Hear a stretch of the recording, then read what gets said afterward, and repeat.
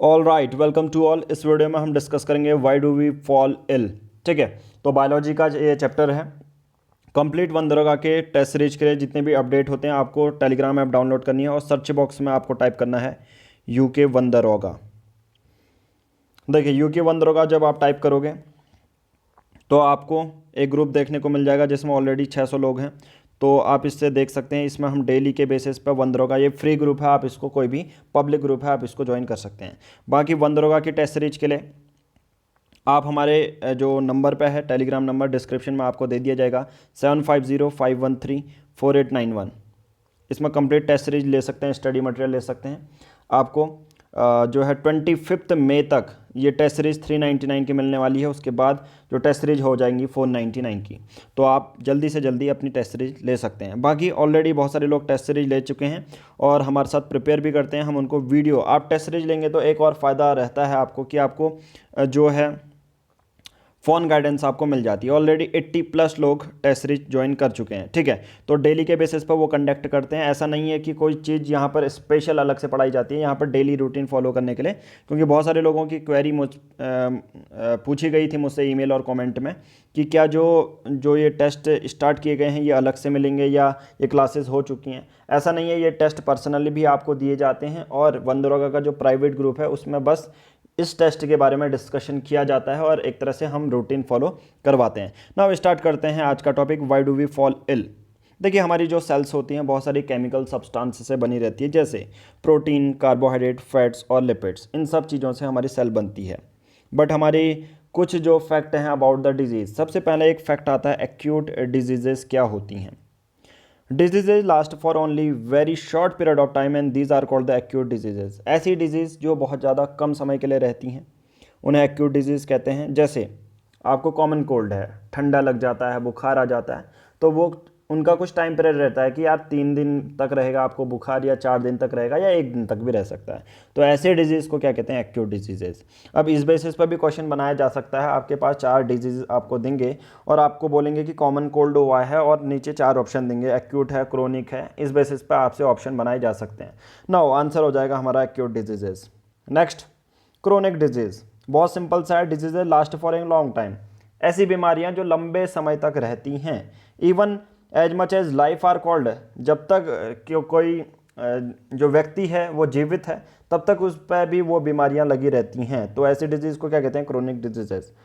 जैसे example elephantiasis. Elephantiasis ऐसी disease होती है जिसमें आदमी का जो पाँव होता है, जो लेग्स होते हैं, वो बहुत ज़्यादा मोटे हो जाते हैं। ओके, नाउ नेक्स्ट जो फैक्ट है, loose motion. Immediate cause of disease is a virus. Loose motion bacteria की वजह से होते हैं या वायरस की वजह से, ऐसा क्वेश्चन आ सकता है। तो आंसर है वायरस। और ये सब कोई फैक्ट मैं कोई स्टैंडर्ड बुक से नहीं बता रहा हूँ, ये सब एनसीईआरटी बेस्ड फैक्ट हैं जो कि, और इसकी पीडीएफ के लिए भी आपको सेम प्रोसीजर फॉलो करना है। नाउ नेक्स्ट है infectious disease. Diseases were microbes. Microbes का मतलब क्या होता है, छोटे छोटे organism, micro organism are the immediate causes are called infectious diseases. तो बहुत सिंपल सा है, जहाँ पर छोटे ऑर्गेनिज्म रिस्पॉन्सिबल रहते हैं किसी बीमारी को होने के लिए, तो ऐसा डिजीज़ क्या कहलाता है, इन्फेक्टिशियस डिजीज़। नाउ नॉन इन्फेक्टिशियस डिजीज़ क्या होगा, जैसे एग्जांपल है कैंसर है, हाई बीपी हो जाता है किसी को। ठीक है, तो in the immediate cause will not be infectious. अब इसमें जो कैंसर होना या हाई बीपी होना, तो ये किसी एक ऐसे माइक्रो ऑर्गेनिज्म या छोटे ऑर्गेनिज्म का कारण नहीं होता, ये रिस्पॉन्सिबल नहीं रहते हैं उसके लिए। ठीक है, इसके लिए जैसे कैंसर हो सकता है लॉन्ग टर्म में आपने टोबैको का कंजम्पशन किया, अल्कोहल का कंजम्पशन किया, तो कैंसर हो सकता है। ये कोई माइक्रो ऑर्गेनिज्म वाली डिजीज़ नहीं है। वैसे ही हाई बीपी में क्या होगा, आप कहीं लंबे समय से ऑयली खाना खा रहे हो या ऑयली खाना नहीं खा रहे हो, इस बेसिस पर आपको बीपी हाई या लो हो सकता है। उसके पीछे कोई ऐसा माइक्रो ऑर्गेनिज्म रिस्पॉन्सिबल नहीं रहता। तो ऐसे डिजीज़ को नॉन इन्फेक्टिशियस डिजीज़ कहते हैं। नाउ आज हम टॉपिक में बहुत ज़्यादा इंपॉर्टेंट करने वाले हैं peptic ulcer and Nobel prize. Peptic ulcer और नोबेल प्राइज़ जो है कैसे एसोसिएट हैं, सबसे जान लेते हैं पेप्टिक अल्सर होता क्या है। जनरली अगर किसी को अल्सर हो जाए तो ये एसिडिटी की वजह से होता है, पहला पॉइंट तो यही है। दूसरा, इस केस में पेन और ब्लीडिंग बहुत ज़्यादा होती है हमारे स्टोमक में, जो इंटरनल ऑर्गन होते हैं, डिओडेनम में, डिओडेनम कहाँ पर है, जो स्मॉल इंटेस्टाइन का एक पार्ट होता है डिओडेनम, तो यहाँ पर क्या होता है, बहुत ज़्यादा पेन होने लगता है, इंटरनल ब्लीडिंग देखने को मिलती है। It is due to peptic ulcer, peptic ulcer की वजह से ये होती है। अब हमारे दो साइंटिस्ट आते हैं, ऑस्ट्रेलियन साइंटिस्ट हैं, उन्होंने ये बोला कि हमारे पास पेप्टिक अल्सर को बता दिया गया, उन्होंने डिस्कवर किया कि किस वजह से हो रहा है। तो डायरेक्ट आपसे ये पूछा जाएगा हेलिसोबैक्टर, ठीक है, पाइलोरी, ठीक है, हेलिसोबैक्टर पाइलोरी, ठीक है। तो ये जो बैक्टीरिया होता है इस वजह से हमारा पेप्टिक अल्सर होता है। अब ये कोई स्टैंडर्ड बुक में नहीं दिया गया है, एनसीईआरटी के बेसिस पर डायरेक्ट क्वेश्चन ये पूछा जा सकता है कि पेप्टिक अल्सर किस वजह से होता है, तो ये हेलिसोबैक्टर पाइलोरी से होता है। ओके, नाउ उसके बाद दूसरे साइंटिस्ट आते हैं, robin Warren saw these bacteria present in lower parts of the stomach. अब नए जो आते हैं हमारे साइंटिस्ट रॉबिन, तो इन्होंने ये देखा कि स्टोमक के लोअर पार्ट में ये बैक्टीरिया इनको देखने को मिले, और इसी बैक्टीरिया की वजह से हमारे क्या हो रहे हैं, पेप्टिक अल्सर हो रहा है, जो कि स्मॉल इंटेस्टाइन में भी बहुत ज़्यादा डैमेज कर रहा है। नाउ नेक्स्ट जो है मार्शल एंड वेरन, इन्होंने जो अल्सर हुआ था, जो इतनी ज़्यादा एसिडिटी हो रही थी, स्टोमक में पेन हो रहा था, उसको क्योर किया, ठीक है। क्या नाम है इनका, मार्शल वेरन, और इनको इस बेसिस पर नोबेल प्राइज़ भी मिला। देखिए कितना ज़्यादा इंपॉर्टेंट ये टॉपिक हो जाता है। डायरेक्ट ये पूछा जा सकता है मार्शल और वेरन को किस लिए नोबेल प्राइज़ मिला, क्योंकि उन्होंने अल्सर को ठीक करने वाली जो है दवा बनाई। ओके, नाउ टॉपिक आएगा इन्फेक्टिशियस एजेंट्स कौन कौन से होते हैं। इन्फेक्टिशियस एजेंट यानी कि जो माइक्रो ऑर्गेनिज्म होते हैं जो रिस्पॉन्सिबल रहते हैं किसी डिजीज़ के लिए, जैसे वायरसेस, बैक्टीरिया, फंजाई और कुछ सिंगल सेल्ड ऑर्गेनिज्म जैसे प्रोटोजोआ कहते हैं। नाउ कौन सी ऐसी डिजीज़ हैं, बहुत सारी ऐसी डिजीज़ होती हैं जो मल्टी सेलुलर ऑर्गेनिज्म द्वारा भी होती हैं, जैसे वॉर्म्स ऑफ डिफरेंट काइंड, जैसे वॉर्म्स के जरिए जो है मल्टी सेलुलर ऑर्गेनिज्म को डिजीज़ क्रिएट होती हैं, जैसे वॉर्म्स मल्टी सेलुलर ऑर्गेनिज्म होते हैं, ये भी डिजीज़ को क्रिएट करते हैं। नाउ अब कुछ फैक्ट जान लेते हैं जो कि बहुत ज़्यादा इंपॉर्टेंट हो जाते हैं हमारे वनदरोगा के लिए। अब इन फैक्ट को बहुत ज़्यादा प्रॉबेबल चांसेस हैं कि ये पूछे जा सकते हैं। सबसे पहला कौन सा है, staphylococci, the bacteria which can cause acne. जो एक्ने और पिंपल्स होते हैं ना, तो वो एक बैक्टीरिया के कारण होता है, सबसे पहले ये जान लो। दूसरा वो बैक्टीरिया कौन सा है, वो है स्टाफाइलोकोकाई। ये एक ऐसा बैक्टीरिया होता है जिससे एक्नी या पिंपल्स हो सकते हैं। नाउ ये अपने अपने बेसिस पर आप प्रोनाउंस कर लेना। नाउ नेक्स्ट जो है वो है ट्राइपेनोसोमा। ये एक प्रोटोजोआ है, सिंगल सेल्ड एनिमल है, फॉर स्लीपिंग सिकनेस, ठीक है, कभी नींद नहीं आती है, ठीक है, कभी नींद में कुछ हो सकता है। तो ये सब किस वजह से होता है, ये है ट्राइपेनोसोमा की वजह से। ये एक प्रोटोजोआ है यानी कि सिंगल सेल ऑर्गेनिज्म है। ओके, नाउ लेसिमेनिया, ये भी एक प्रोटोजोआ है ऑर्गेनिज्म दैट कॉजेस क्वाला जर। ये तो हर एक एग्जाम में पूछा जाता है काला ज्वर से रिलेटेड कि काला जर किससे होता है। ये प्रोटोजोआ से होने वाली डिजीज़ है, और कौन सा, लेसिमेनिया। ओके, नाउ लास्ट है एडल्ट राउंड वॉर्म। ये क्या है, स्मॉल इंटेस्टाइन को इन्फेक्ट करता है जनरली। ओके, नाउ नेक्स्ट है वायरस। अब वायरस की वजह से कौन कौन सी होने वाली डिजीज़ हैं, कोल्ड है, इन्फ्लुएंजा है, छोटा छोटा कभी बीमारी हो जाती है, कभी हेडेक होने लग जाता है, डेंगू है, फीवर है, एड्स है, ये वायरस से होता है। एड्स तो पता ही है, HIV वायरस ना, human immuno deficiency HIV virus, human immuno deficiency virus. Okay, now bacteria, typhoid, fever, cholera और ट्यूबरक्लोसिस। ओके, नेक्स्ट फंजाई की वजह से क्या होता है, स्किन इन्फेक्शन होता है। प्रोटोजोआ, मलेरिया, काला ज्वर। वॉर्म्स क्या हो गया, एलिफेंटियासिस हो गया। तो ये एलिफेंटियासिस किससे होता है, वॉर्म्स से होते हैं, ठीक है। और मलेरिया किससे होता है या काला ज्वर किससे होता है, प्रोटोजोआ से होता है, ठीक है। ओके, नाउ नेक्स्ट फैक्ट आता है, all viruses live inside host cell whereas bacteria very rarely do. अब देखिए वायरस और जो हमारे बैक्टीरिया के बेसिस पे एक बहुत ज़्यादा इंपॉर्टेंट फैक्ट आ जाता है।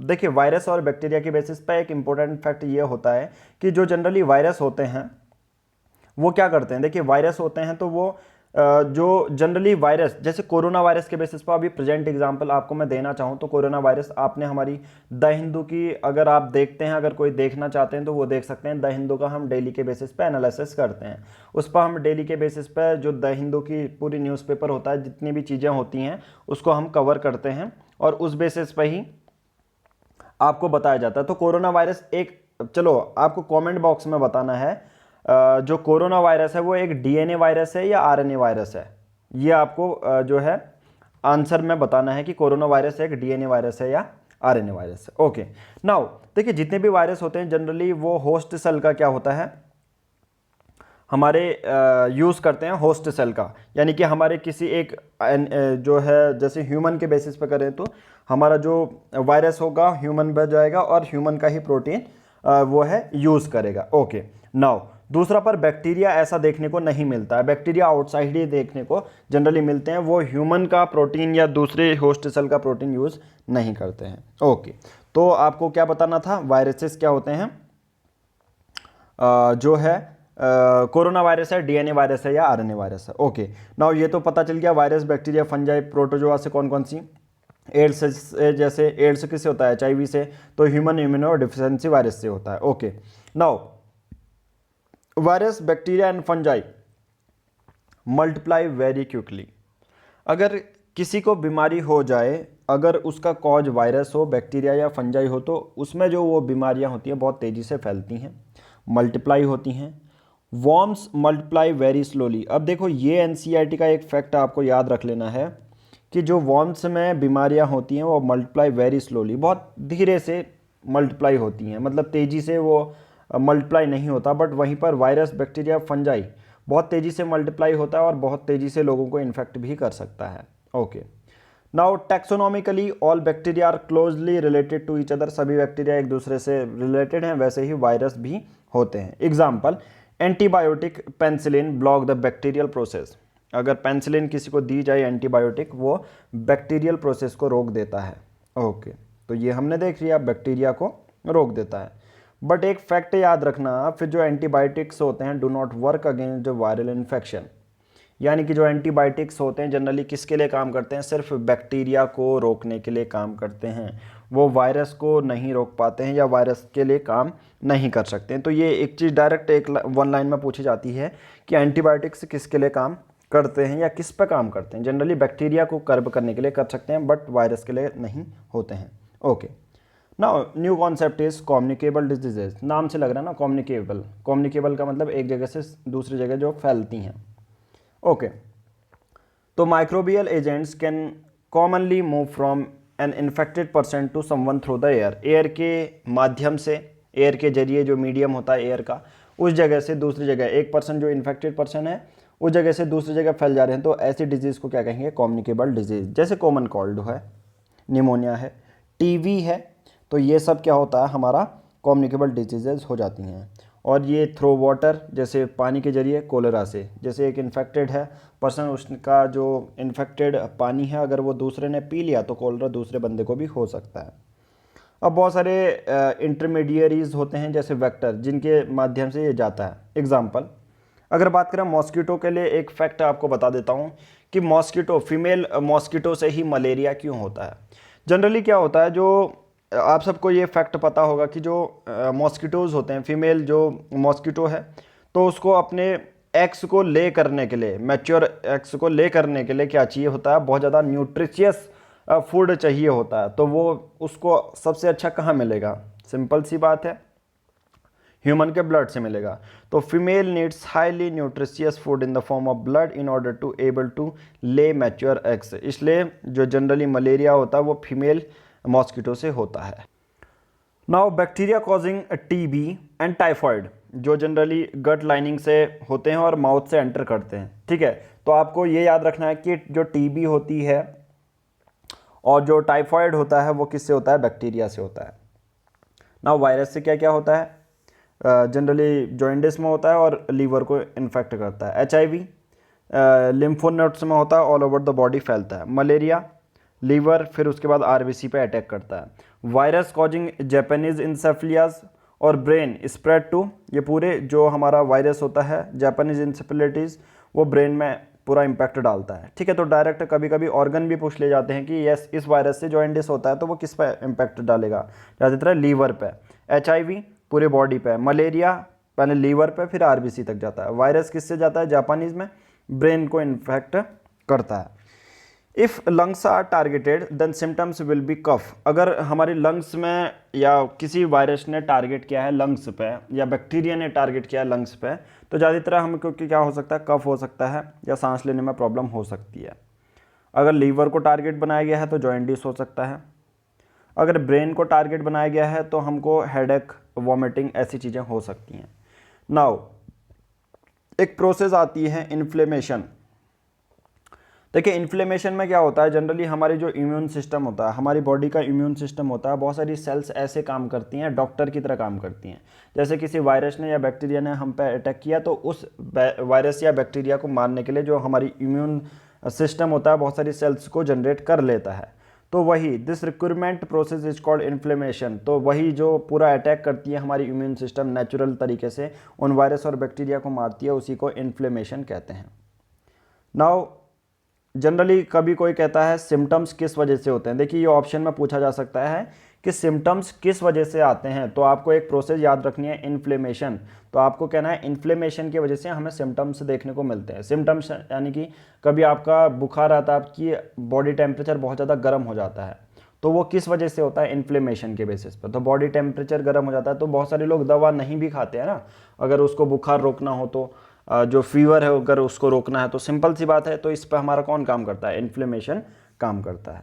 ओके, नाउ एक फैक्ट याद रखना कि जो एंटीवायरल मेडिसिन बहुत ज़्यादा टफ रहता है बनाना as compare to anti bacterial disease. अभी कोरोना वायरस की जो डिजीज़ है वो जो दवा है इसलिए भी नहीं बन पा रही क्योंकि एक एंटीवायरल हमें ड्रग ढूंढना पड़ेगा। ठीक है, जैसे HCQ है, हाइड्रोक्सी क्लोरोक्विन है, तो वो जनरली अभी पूरा साइंटिफिक प्रूवन नहीं है कि किस तरह से कोविड के केसेस को कम कर रहा है या नहीं, क्योंकि वो मलेरिया को कम करने के लिए बनाया जाता है। Have a few biochemical mechanism of their own, they enter own cells and use our machinery for their life processes. Okay, now prevention of diseases is better than cure, ये सबको पता ही रहता है। नाउ एक प्रिंसिपल है immunisation का, our immune system remember the agent the next time it respond with even. Okay, बीच में कॉल आ गया था। तो हम यहाँ पर थे कि इम्यूनाइजेशन का प्रिंसिपल क्या है। सिंपल सी बात है, हमारा इम्यून सिस्टम अगर हमको कोई अटैक करता है तो हमारा इम्यून सिस्टम इतना ज़्यादा रिस्पॉन्सिव रहता है कि उसको अगला जो अटैक है, उसको जो प्रीवियस अटैक है उसको रिमेंबर करता है, और अगले बार अगर अटैक करे तो सिंपल सी बात है उसी तरह से हमारी बॉडी को प्रोसेस करता है। ओके, वैक्सीनेशन वर्ड आया कहाँ से? एक नाम जुड़ा रहता है वैक्सीनेशन शब्द से, एडवर्ड जेनर का। एक पर्सन क्या था, स्मॉल पॉक्स से सफर कर रहा था, तो उसने एडवर्ड जेनर ने उसके बदले उसको काउ पॉक्स दिया और इट शोज इम्प्रूवमेंट, और देखने को मिला कि यस ये इम्प्रूवमेंट देखने को मिल रहा है कि यस उसका बॉडी सुधार कर रही है। काउ को लैटिन में वैक्सा बोला जाता है और काउ पॉक्स से उसका स्मॉल पॉक्स सही हुआ, तो काउ पॉक्स इज अब नाउ उसको क्या बोला जाएगा, वैक्सीनिया बोला जाएगा। तो वैक्सीनिया ही एक रूट वर्ड है जिससे वैक्सीनेशन आया अब यूज में। Okay, now we can see as a fool the immune system to into memory for particularly infection by putting something. Simple सी बात है, हम किसी हमारे इम्यून सिस्टम को फुल मतलब उल्लू बना सकते हैं। ये कहने का मतलब हमारा मेंस का तो कुछ नहीं है, हालांकि ये आपको पूछा नहीं जाएगा, बट एक तरह से कॉन्सेप्ट इसका यही है कि आपके आपके बेसिस पर अगर वायरस इम्पैक्ट कर रहा है तो हम एंटीवायरल डिजीज देंगे ना, मेडिसिन देंगे, और बैक्टीरिया इम्पैक्ट कर रहा है तो एंटीबैक्टीरियल जो डिजीज जो है मेडिसिन आपकी बॉडी को देंगे। तो एक तरह से ये बोला जा रहा है कि हम अपने इम्यून सिस्टम को उल्लू बना सकते हैं। जैसे यहाँ पर है ना, देखो स्मॉल पॉक्स उसको हुआ था, हमने काउ पॉक्स दे दिया, तो एक तरह से हमने अपने इम्यून सिस्टम को उल्लू बनाया। तो यहीं पर ये बात ये बोल रहा है। हेपेटाइटिस वायरस से जॉइंडिस होता है। ठीक है, तो आज की इस वीडियो में इतना ही। वीडियो को लाइक कीजिए, कमेंट कीजिए, और आप हमारी टेस्ट सीरीज ले सकते हैं 25 मई से पहले पहले, जो कि आपको बहुत ज़्यादा जो है 399 की आपको मिल जाएगी, उसके बाद 499 की आपको मिलेगी। तो आप अपना बेनिफिट अवेल कर सकते हैं। टेस्ट सीरीज बहुत ज़्यादा कॉम्प्रिहेंसिव है, तो आपको मेन तो आपका वही है कि एमसीक्यू ज़्यादा से ज़्यादा सॉल्व करें। आपने हर एक चैप्टर पढ़ा तो उसके बेसिस पर आपको एमसीक्यू भी सॉल्व करने पड़ेंगे तभी, क्योंकि वन दरोगा में कंपटीशन बहुत ज़्यादा है, और ज़्यादा से ज़्यादा अभी इतने टाइम को जो इतना टाइम आपको मिला है पढ़ने का उसको यूटिलाइज करना बहुत ज़्यादा इंपॉर्टेंट हो जाता है। Okay, thank you.